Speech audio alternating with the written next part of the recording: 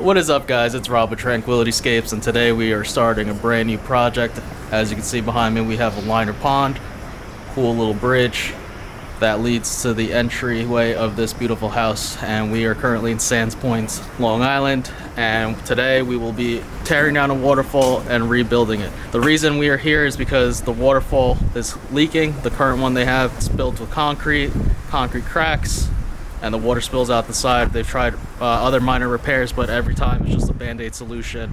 So we are just doing the right thing, which is tearing it out and rebuilding it, and I'm going to show you guys what the current waterfall looks like. So we have the pond draining right now. We're emptying out all this water so we can get working on this section over here. This is their existing waterfalls. Like I said, it's using a Savio filter. The liner is not sealed against the biological filter, and the sides are all sealed in with mortar.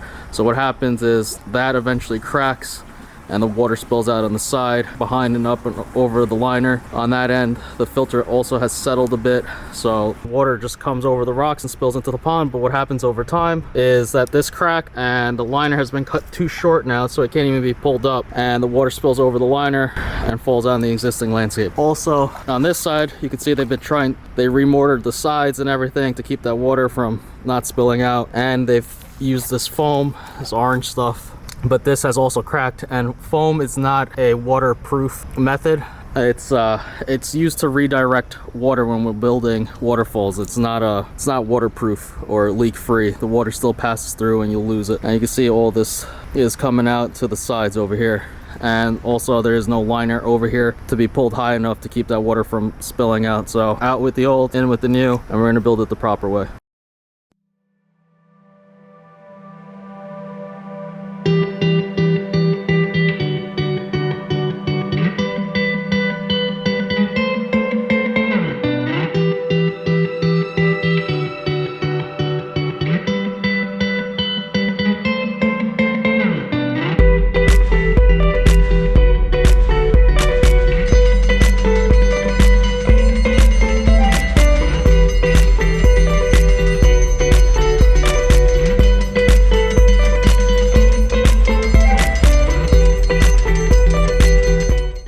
Alright guys, yesterday we had to call an early day because we didn't have this jackhammer. So as you can see, I already started demoing this slab. It's about 2 feet thick concrete right here.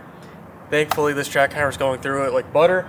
Our old jackhammer couldn't, so today we're going to just spend time getting this demoed so we can get our ballfalls prepped and our waterfalls started. Right now we broke out most of this concrete. We still have a couple more rocks to take out. As you see, there's still mortar to the liner, so we're being super careful. What we're finding out here is that whoever built this old waterfall didn't really know what they were doing. We have the filtration system up there, which is great, but what happens is they have our EPDM liner down here. It's all bunched up, as you can see, in front of these rocks, and then they have this almost like polypropylene liner that is actually tucked in behind the EPDM liner. It's also sitting on like 2 feet of concrete as well as a foot of soil up there. What actually happens is that water was coming out of the filter and going around the backside or through the waterfall and finding any single little crack it could find. Over time, with the freeze and thaw cycles, concrete tends to shrink and contract and causing cracking. So what's happening is this water is coming back here, going through the soil, saturating the soil, causing a leak, but it's also hitting this liner and just going underneath the pond. This is not how you build a waterfall. When you're thinking about investing a lot of money into a pond, it doesn't come down to just how it looks, it comes down to functionality. You should really invest in someone who just builds waterfalls and ponds for a living compared to someone else who just dabbles in ponds. It might save you some money in the long run.